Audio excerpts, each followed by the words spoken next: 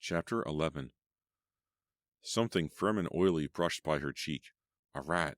Elaine felt tiny claws scrabbling up her arm, up her back. They are all over me. She twisted and jerked, trying to throw the rats off her. The filthy water filled her nose, her mouth. She forced herself to focus. First get out of the water, she thought, then worry about the rats. Which way was up? Don't panic, she ordered herself. This water can't be that deep. I'm not going to drown. A hand clamped on her arm, then another. Her head broke the surface of the pool and she gazed up at Beau. He pulled her out of the water.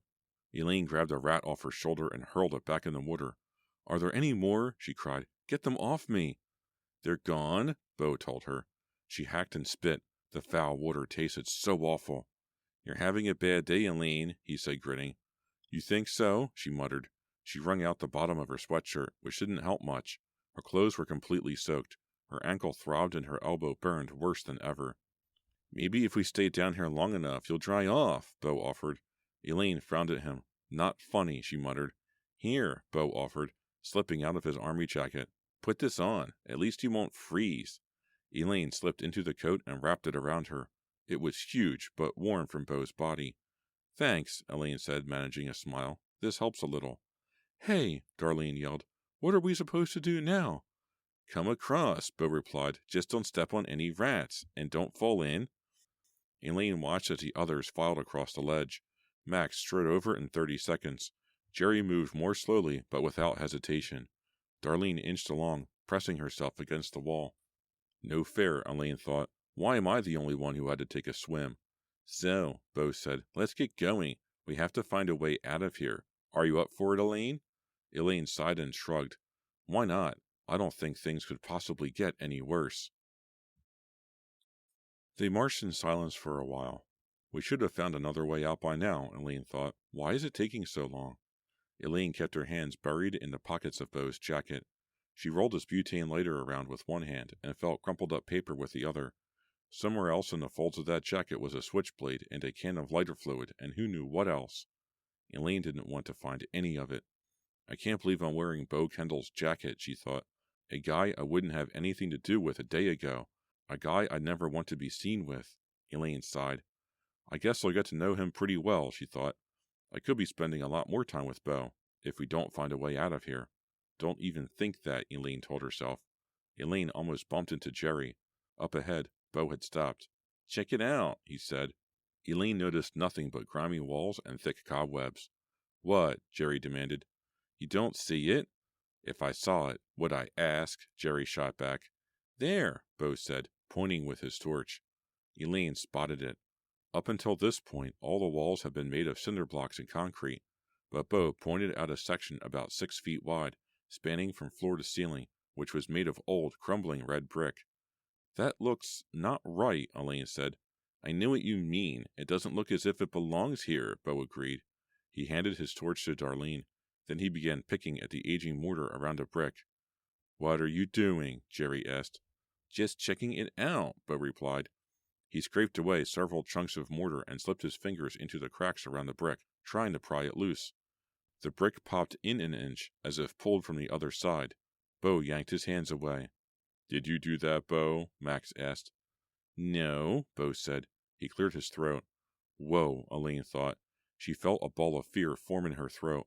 Was she seeing things? Someone, or something, must have moved that brick. That's weird, Darlene whispered. Elaine wrapped her fingers around the cuffs of Beau's jacket. She wanted to say something, like maybe they should forget about the stupid brick and keep moving. They didn't have to explore everything, did they? Beau, she began, but Beau's hands were already moving to touch the brick again. Before he could, it popped out several inches. Uh-oh, Beau murmured. This is weird, Elaine thought. This is really, really weird. Beau placed his fingers on the brick and pushed. It moved in several inches, then stopped dead. There, Beau said, satisfied. How about that? As if in reply, a low rumble came from the wall. It grew louder, and Elaine's fear grew with it. Run, she told herself. Too late. The rumble became a roar. Then the entire wall exploded. Chapter 12. The force of the blast slammed Elaine into the cinder block wall. She landed hard on her left shoulder. Bits of brick stung her face. Screams echoed in her ears. When she opened her eyes, she could hardly see. Everyone was down on the floor. Only one torch remained lit. A thick red dust hung over everything. Elaine coughed and wiped the matted wet hair from her face. She blinked through the red dust and saw a gaping hole in the brick wall, large enough for a person to climb through. "Is everyone okay?" Bo asked. He sat up, brushing himself off. Elaine squinted hard at him. A trail of blood trickled down his forehead. "You okay?" he asked her. "I think so," she replied. "What was that, Bo?" "I don't know," he mumbled. He wiped the blood from his face, wincing as he touched the cut on his head. Elaine watched him. A sick feeling grew in her stomach. Bo was afraid. She could see it in his eyes. Max rolled over and pushed chunks of brick off him. He opened his mouth, then shut it again. He shook his head. "Whoa," he muttered. "What was that?" Jerry demanded. He retrieved his glasses from the floor and tried to bend them back into shape. "Bo?" came Darlene's dazed voice. "I'm right here," he replied. She crawled through the rubble and hugged him. He wrapped his arms around her. Elaine turned away and picked up the lit torch. "I'm really freaked," Darlene moaned. "What's happening?" "I don't know," Bo replied. He unwrapped himself from her and picked up his torch. Elaine handed over his lighter before he asked. It took him 3 tries, but the torch finally caught. "Everyone okay?" he asked again. Everyone muttered that they were okay. "Let's keep looking for a way out of here," Jerry urged. "That was too weird." "Something blew up that wall," Max agreed. Darlene coughed. "I can hardly breathe with this dust." She squinted through the red cloud, and Elaine noticed her eyes watering. "It won't settle." "I know," Jerry agreed. "I can't breathe either. What's with this stuff?" Elaine covered her mouth and held her torch up into the red cloud. Particles swirled around the flame like microscopic moths. They formed tiny clouds that churned and broke up, but never dissolved. It didn't seem like dust at all. It felt heavier than normal air, more humid, and warmer. Elaine wrinkled her nose. This dust almost seemed alive. "Ugh!" Darlene grunted. "What's that smell?" Elaine smelled it too. It was the sour odor of decaying flesh. She covered her nose and held the torch up higher. The clouds were all red, a deeper red than brick. They began to gather into one dense cloud. It churned all around Elaine and the others. "What is this?" Max whispered. He climbed to his feet and began waving his hand in front of his face. The mist didn't clear. In fact, it seemed to intensify around Max, thickening, growing. Max's mouth dropped open in fear.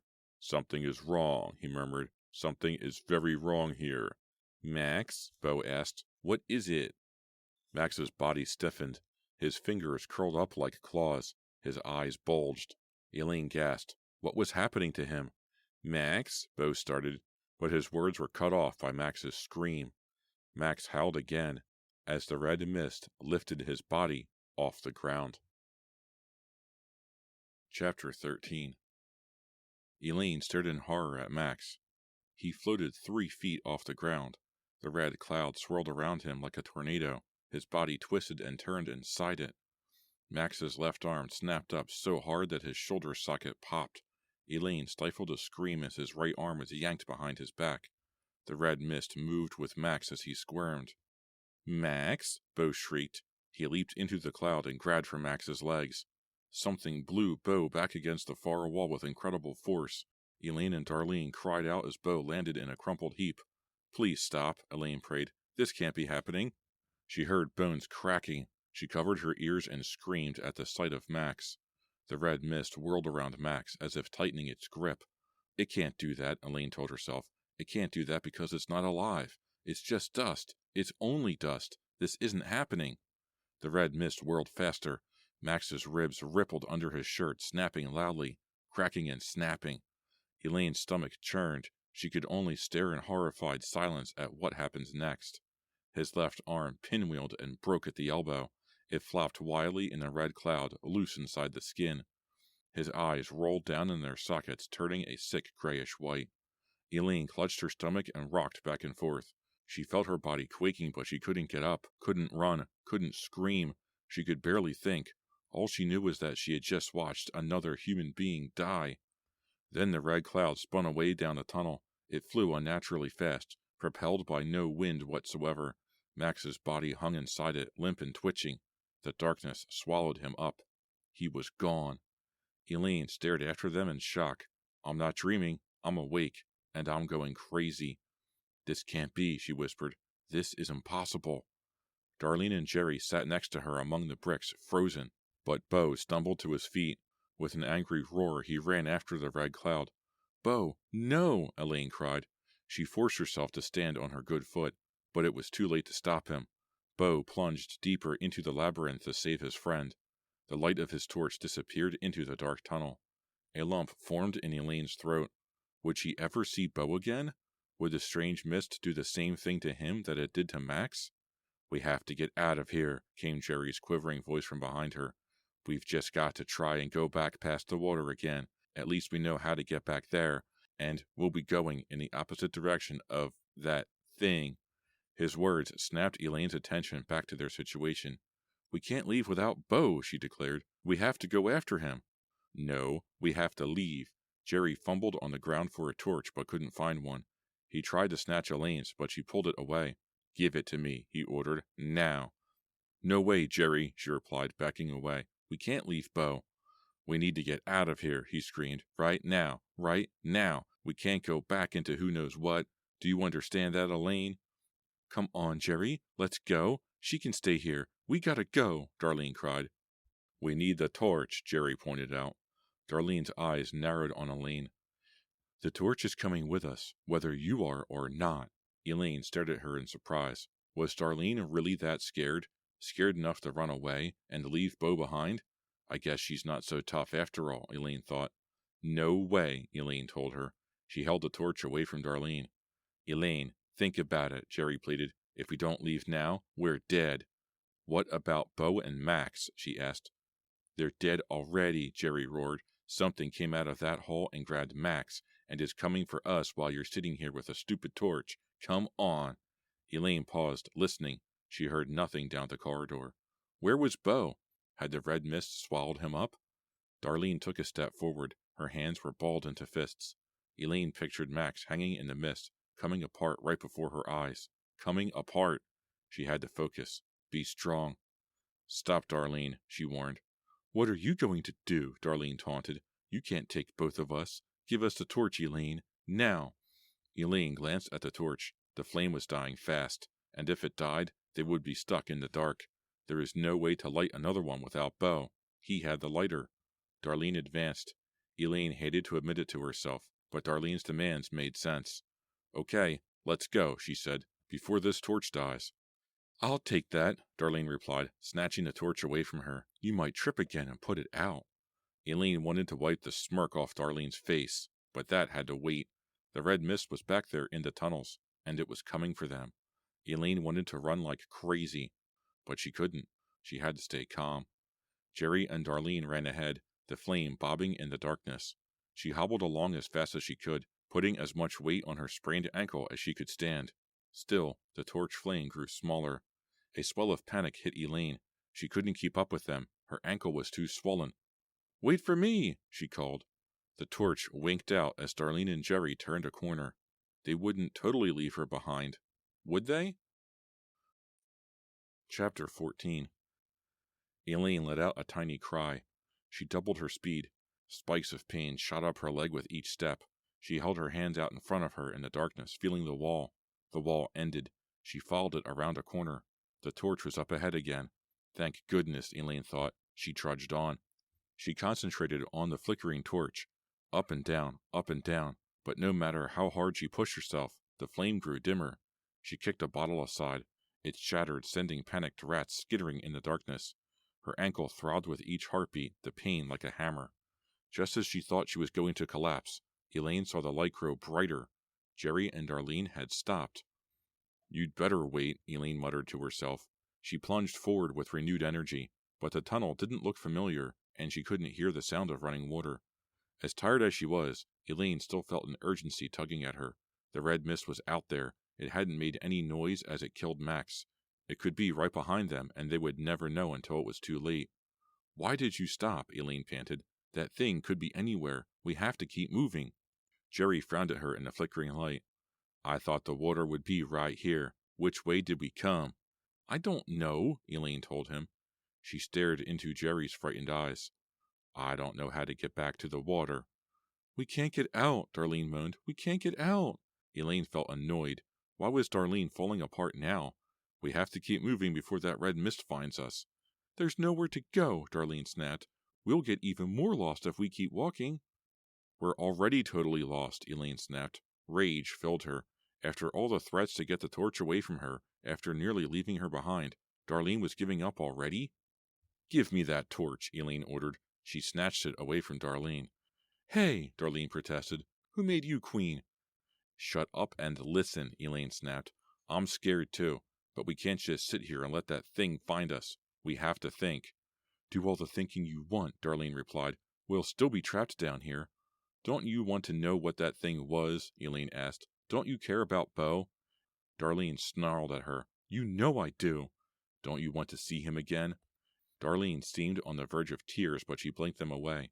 He's probably dead, she replied. Maybe not, Elaine argued, but you have no way of knowing. So, what are you saying? Jerry demanded. You think we should turn around and go after Beau? You think we should go looking for that thing? Elaine didn't answer. Did she want to go back? The thought of the red mist terrified her. What do you think? Elaine asked Jerry. He sighed. I think we should just keep going forward. Even if we don't find the water, we'll probably find some exit eventually. Okay, Darlene? He added. Darlene nodded. Then let's go, Elaine said. But take it slow. I can't run. We know, Darlene muttered under her breath. They marched forward, turning with the corridor, passing through several empty chambers. None of them looked familiar. The torch died a little bit more with each turn. Soon they would be in total darkness. Then what? Elaine couldn't let herself think about it. She limped on, her breath ragged.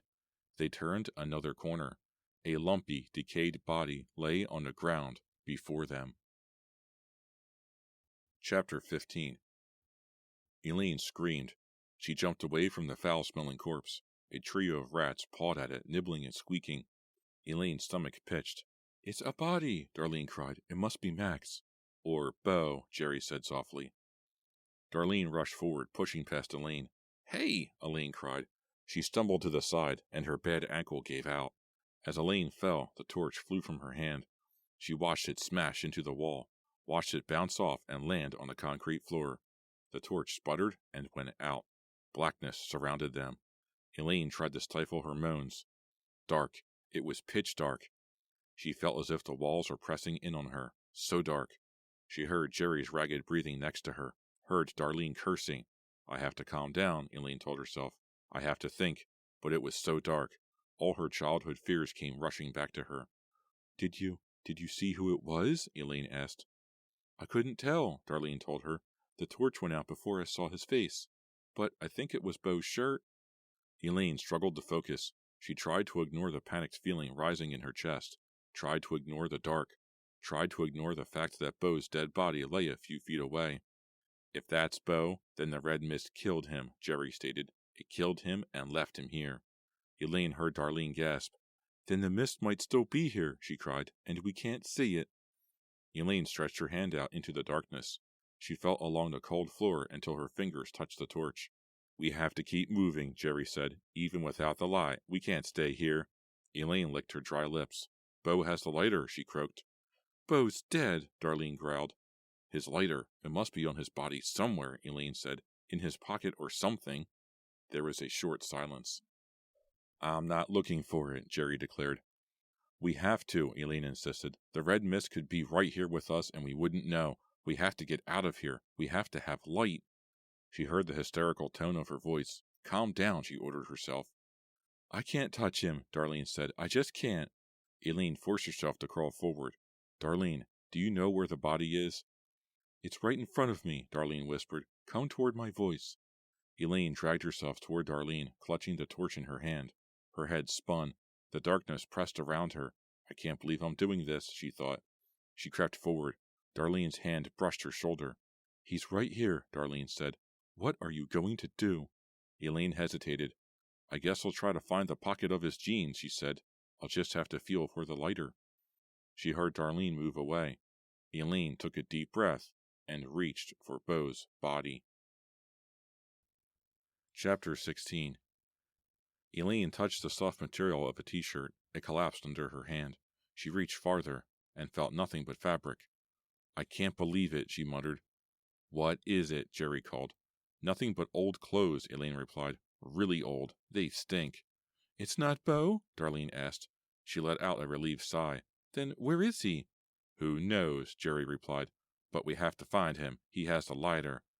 "Then let's go," Darlene said. "Go where?" Elaine replied. She was surprised how calm she sounded. "We still can't see." "I can see," Darlene whispered, her voice trembling.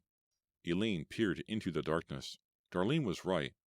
There was light now, a tiny hint of dim light. It shone on the wall of the tunnel.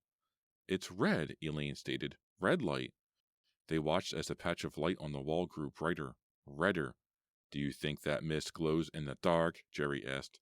Elaine backed along the ground until she hit the tunnel wall. She pressed herself against it and waited. Suddenly, the red glow grew brighter. It flickered, like a torch flame. Bo pounded out of the darkness, sprinting around a bend in the tunnel. The torch danced in one hand. In the other, he held a switchblade. His eyes looked wild. His clothes were stained almost black. He was covered in blood. Elaine felt her own blood drain from her face. Her mouth fell open. What happened to him? Bo leaped over the mound of old clothes and came to a halt so sudden that he almost fell. Darlene charged into him and wrapped her arms around him. "Oh, Bo," she wailed. "I can't believe it's you. You're alive. You're—" She backed away in disgust. "You're bleeding." "Are you okay?" Elaine demanded. "It's not my blood," he panted. "Then whose?" Jerry began. Bo swallowed hard between breaths. "Max's." "What happened?" Jerry asked. "You saw it. It got him. I don't know. Whatever that thing was we let out, it got him." Bo's face crumpled. Elaine felt a pang of sadness as she watched him. Bo was no longer a thug with a bad attitude. He was terrified. He had just watched the death of his best friend. "I can't take any more of this," she thought. "We can't hold it together for much longer." The intensity of Bo's voice brought her back to reality. "It slammed him into the walls as it floated down the passage," he recalled. "Over and over. I got hold of Max's legs and it dragged me too. Then I felt it taking hold of me. I felt this thing actually grabbing my arms. I had to let go of him. Then Max stopped screaming, and I couldn't keep up with it anymore." "Oh, Bo," Darlene moaned. "He's dead," Bo said. "And that thing killed him?" Nobody spoke. Elaine stared at the torch and felt her breathing return to normal. She could see again. Even with darkness all around them, she relaxed. As long as there was light, she could think. "This can't be happening," Darlene said. "Well, guess what, Dar?" Bo growled. "It is, and we better figure something out fast, because whatever killed Max is going to come for us next." Chapter 17. They made new torches. Bo used the pile of old clothes, and the new torches burned better than the first batch. This time, Elaine made sure they all had torches. She wasn't fighting over them anymore. When Bo finished, he shook his lighter fluid can. "Empty," he declared, tossing it aside. "Which means no more torches after this." "Oh no," Elaine thought. "I can't take the dark again. I'll die if I'm trapped in the dark again." "Then we better get moving," she said. No one disagreed. "That's the first thing we've agreed on all day," Elaine thought with a grim smile. "I saw a passage I think will lead us back to the water," Bo told them. "Come on." They walked quickly. No one spoke. Elaine tried not to think about the red mist, but she couldn't get the memory of Max out of her head. That thing killed him. It was mist, nothing more. But it was alive. She could have sworn that it breathed. How could a cloud breathe? The same way a cloud could pick up Max and crush the life out of him. What was it? A real-life monster? Some kind of ghost? "I know we released it," she thought. "It must have been trapped behind that wall for a long time, waiting. And Bo moved that brick just enough to let it punch through." Elaine blinked the thoughts away and concentrated on where they were headed. The tunnel spun off left and right, backward and forward. The only direction she could be sure of was up. "And there's no way up," she thought. "I'm trapped down here, and I'll probably die down here." She gritted her teeth. She couldn't think like that. She couldn't give up hope. They had to get out. No choice, no excuses. They had to live. But the tunnels went on and on and on. "I wonder what's above us," Jerry panted. "The ceiling," Darlene replied. I'm serious, Jerry said. If we could figure out geographically where we are, then we could find our way back to the spot under the school where the ladder is. And how do you plan to figure out where we are geographically? Bo demanded. Are you going to punch through the cement and dig with your bare hands? Jerry didn't reply. Just keep moving, Bo finally said. Yes, sir, Jerry grunted. They entered a small chamber. The floor was carpeted with trash up to their knees, more than any chamber so far. The stench was unbelievable. Oh, man, Bo gagged, covering his mouth. Great choice, Bo, Jerry grumbled. He yanked his sweater up over his nose. You want to be flat on your back in that garbage? Keep it up, Bo growled. Elaine ignored them. She couldn't stop staring at the walls. They were made of the same gray cinder block, but these walls were covered with old, faded graffiti. Red paint, blue, yellow, green, black. It was almost hypnotic, the same 2 words, over and over, floor to ceiling. Let's party, let's party, let's party. Wild? Bo whispered. It's disgusting, Elaine replied, shivering. It's like a madman wrote all those words, she thought, over and over, the same thing. Why would anyone want to party in a dump like this? Jerry asked.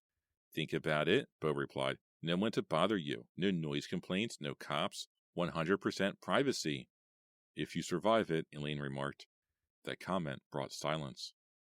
Let's get out of here, Darlene grumbled. This place gives me the creeps. Yeah, Bo agreed. We should keep moving. They found another tunnel in the far wall and continued on. The stink of the garbage room stayed with them, floating off their clothes like steam. Elaine breathed through her mouth to keep from gagging. Her ankle hurt again, and having to limp only wore her down faster. She couldn't believe that they hadn't found some other way out of the labyrinth.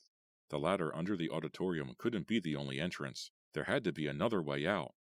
She pictured them popping open a manhole in the middle of town. Traffic would come screeching to a halt as 4 kids staggered out of the ground, covered with dirt, slime, and blood. She wouldn't care. She wouldn't care if they came up in the middle of Mr. Savage's office as long as they were safe. Slow down, Bo whispered. Elaine gazed around. They had found another chamber.